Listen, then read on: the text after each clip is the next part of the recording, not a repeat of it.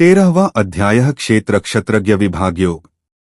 12वें अध्याय के प्रारंभ में अर्जुन ने सगुण और निर्गुण के उपासकों की श्रेष्ठता के विषय में प्रश्न किया था।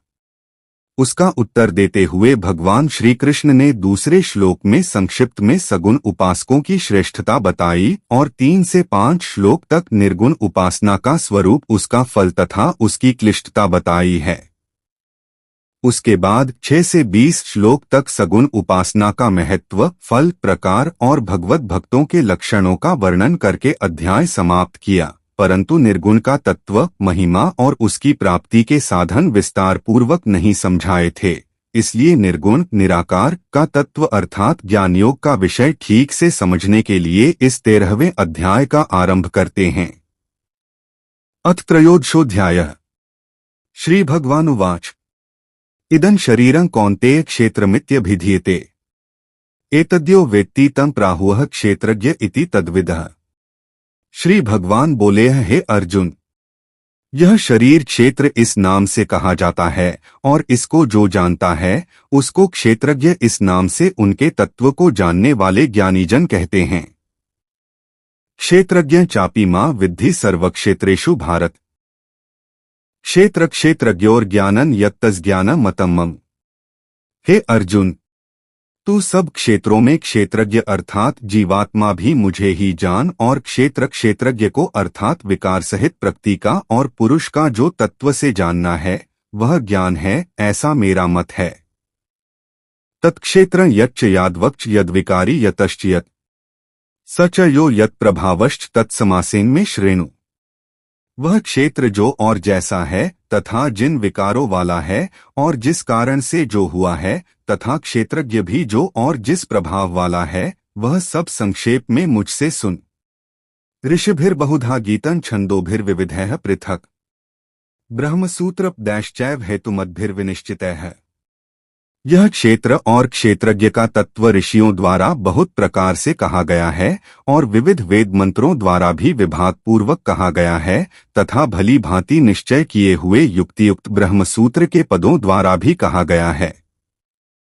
महाभूतान्यहंकारो बुद्धिरव्यक्तमेव च इंद्रियाणि दशैकञ्च पंचचेन्द्रियगोचराः इच्छा द्वेषः सुखं दुःखं संघातश्चेतना धृतिः एतत् क्षेत्रं समासेन सविकार मुदाहृतम्।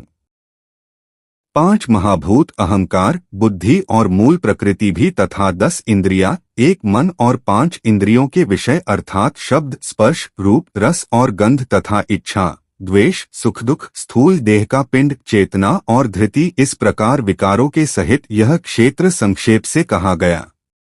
अमानित्वदम्भित्वम हिंसा क्षान्तिरार्जवम् आचार्योपासनम शौचं स्थैर्यमात्मविनिग्रहः इंद्रियार्थेषु वैराग्यमनहंकार एव च जन्ममृत्युजराव्याधिदुःखदोषानुदर्शनम् असक्तिरनभिष्वङ्गः पुत्रदारगृहादिषु नित्य च समचित्तत्वमिष्टानिष्टोत्पत्तिषु मयि चानन्ययोगेन भक्तिरव्यभिचारिणी विविक्तदेशसेवित्वमृतिर्जनसंसदि अध्यात्मज्ञाननित्यत्वं तत्त्वज्ञानार्थदर्शनम् एतज्ज्ञानमिति प्रोक्तमज्ञानं यत्तोऽन्यथा।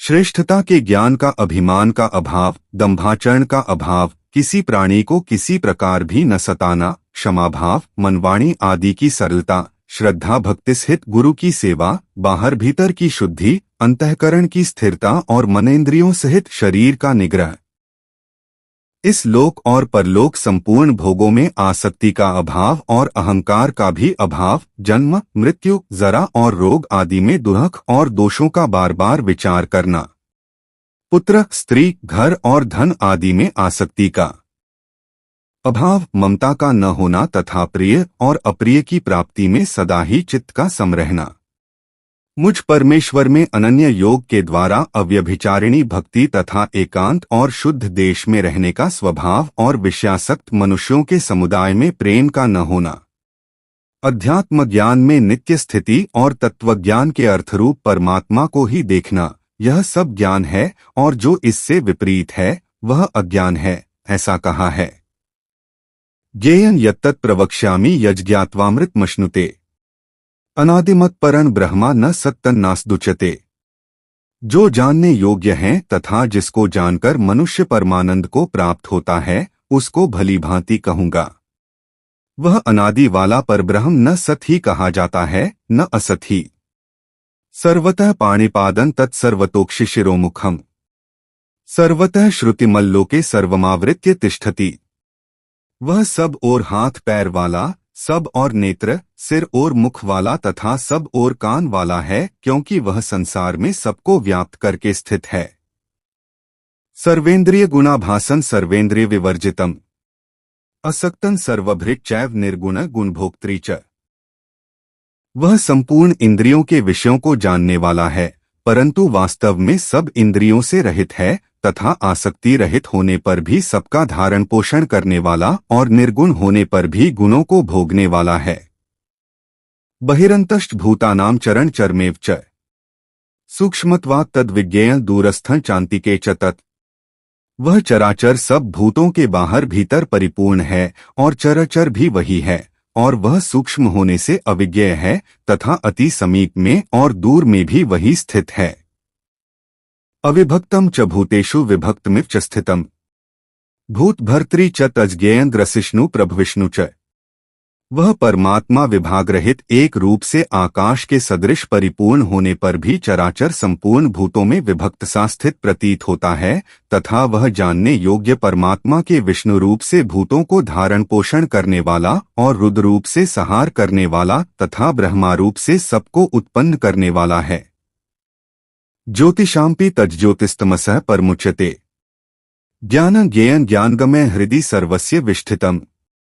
वह परब्रह्म ज्योतियों का भी ज्योति और माया से अत्यंत परे कहा जाता है। वह परमात्मा बोधस्वरूप, जानने के योग्य तथा तत्वज्ञान से प्राप्त करने योग्य है और सबके हृदय में विशेष रूप से स्थित है। इति क्षेत्रं तथा ज्ञानं ज्ञेयं चोक्तं समासतः, मद्भक्त एतद्विज्ञाय मद्भावायोपपद्यते। इस प्रकार क्षेत्र तथा ज्ञान और जानने योग्य परमात्मा का स्वरूप संक्षेप से कहा गया। मेरा भक्त इसको तत्व से जानकर मेरे स्वरूप को प्राप्त होता है। 18 प्रकृति पुरुषं चैव विद्धयनादि उभावपि, विकाराश्च गुणाश्चैव विद्धि प्रकृति संभवान।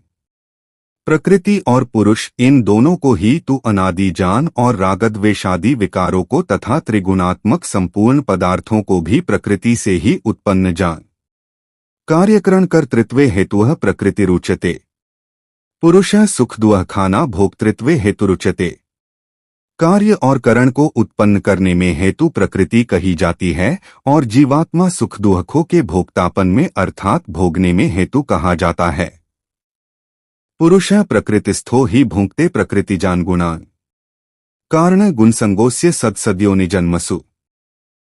प्रकृति में स्थित ही पुरुष प्रकृति से उत्पन्न त्रिगुणात्मक पदार्थों को भोगता है और इन गुणों का संग ही इस जीवात्मा का अच्छी बुरी योनियों में जन्म लेने का कारण है। उपद्रष्टानुमंता च भर्ता भोक्ता महेश्वरः, परमात्मेति चाप्युक्तो देहस्मिन् पुरुषः परः। इस देह में स्थित वह आत्मा वास्तव में परमात्मा ही है। वही साक्षी होने से उपद्रष्टा और यथार्थ सम्मति देने वाला होने से अनुमंता, सबका धारण पोषण करने वाला होने से भर्ता, जीव रूप से भोक्ता, ब्रह्मा आदि का भी स्वामी होने से महेश्वर और शुद्ध सच्चिदानंद घन होने से परमात्मा ऐसा कहा गया है।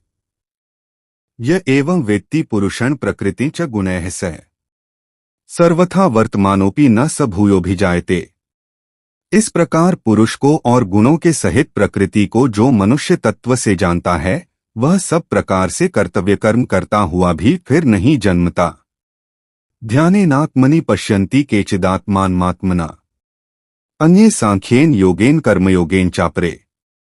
उस परमात्मा को कितने ही मनुष्य तो शुद्ध हुई सूक्ष्म बुद्धि से ध्यान के द्वारा हृदय में देखते हैं, अन्य कितने ही ज्ञान योग के द्वारा और दूसरे कितने ही कर्मयोग के द्वारा देखते हैं अर्थात प्राप्त करते हैं। अन्ये त्वेवं जानन्तः श्रुत्वान्येभ्य उपास्ते, तेपि चातितन्त्येव मृत्यु श्रुतिप्रायणाः। परंतु इनसे दूसरे अर्थात जो मंद बुद्धि वाले पुरुष हैं, वे इस प्रकार न जानते हुए दूसरों से अर्थात तत्व के जानने वाले पुरुषों से सुनकर ही तदनुसार उपासना करते हैं, और वे श्रवणपरायण पुरुष भी मृत्युरूप संसार सागर को निःसंदेह तर जाते हैं। यावत् संजायते किंचित सत्वं स्थावर जंगमम क्षेत्र क्षेत्रज्ञ संयोगात् तद्विद्धि भरतर्षभ। हे अर्जुन, यावन मात्र जितने भी स्थावर जंगम प्राणी उत्पन्न होते हैं, उन सबको तू क्षेत्र और क्षेत्रज्ञ के संयोग से ही उत्पन्न जान। सम सर्वेषु भूतेषु तिष्ठन्तं परमेश्वरम विनश्यत् स्वविनश्यन्तं पश्यति स पश्यति। जो पुरुष नष्ट होते हुए सब चराचर भूतों में परमेश्वर को नाशरहित और संभाव से स्थित देखता है, वही यथार्थ देखता है। समपश्यन् ही सर्वत्र संवस्थितमीश्वरम् न हिनस्त्यात्मनात्मान ततो याति परांगतिं। क्योंकि जो पुरुष सब में संभाव से स्थित परमेश्वर को समान देखता हुआ अपने द्वारा अपने को नष्ट नहीं करता, इससे वह परम गति को प्राप्त होता है। प्रकृत्यैव च कर्माणि क्रियमाणानि सर्वशः यह पश्यति तथात्मात्मकर्तारं स पश्यति। और जो पुरुष संपूर्ण कर्मों को सब प्रकार से प्रकृति के द्वारा ही किए जाते हुए देखता है और आत्मा को अकर्ता देखता है, वही यथार्थ देखता है। यदा भूतपैथद्भावमेकस्थमनुपश्यति तत एव च विस्तारं ब्रह्मा संपद्यते तदा। जिस क्षण यह पुरुष भूतों पृथक पृथक भाव को एक परमात्मा में ही स्थित तथा उस परमात्मा से ही संपूर्ण भूतों का विस्तार देखता है, उसी क्षण वह सच्चिदानंदघन ब्रह्मा को प्राप्त हो जाता है। अनादित्वान् निर्गुणत्वात् परमात्मायमव्यय शरीरस्थोपि कौन्तेय न करोति न लिप्यते।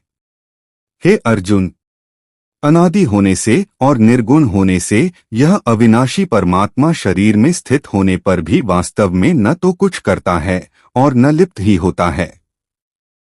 यथा सर्वक्तन सौक्ष्म्यादाकाशं नोपलिप्यते सर्वत्रावस्थितो देहे तथात्मा नोपलिप्यते। जिस प्रकार सर्वत्र व्याप्त आकाश सूक्ष्म होने के कारण लिप्त नहीं होता, वैसे ही देह में सर्वत्र स्थित आत्मा निर्गुण होने के कारण देह के गुणों से लिप्त नहीं होता। यथा प्रकाश्यत्येकः कृत्स्न लोकमिम रविः क्षेत्रं क्षेत्री तथा कृत्स्न प्रकाश्यति भारत। हे अर्जुन, जिस प्रकार एक ही सूर्य इस संपूर्ण ब्रह्मांड को प्रकाशित करता है, उसी प्रकार एक ही आत्मा संपूर्ण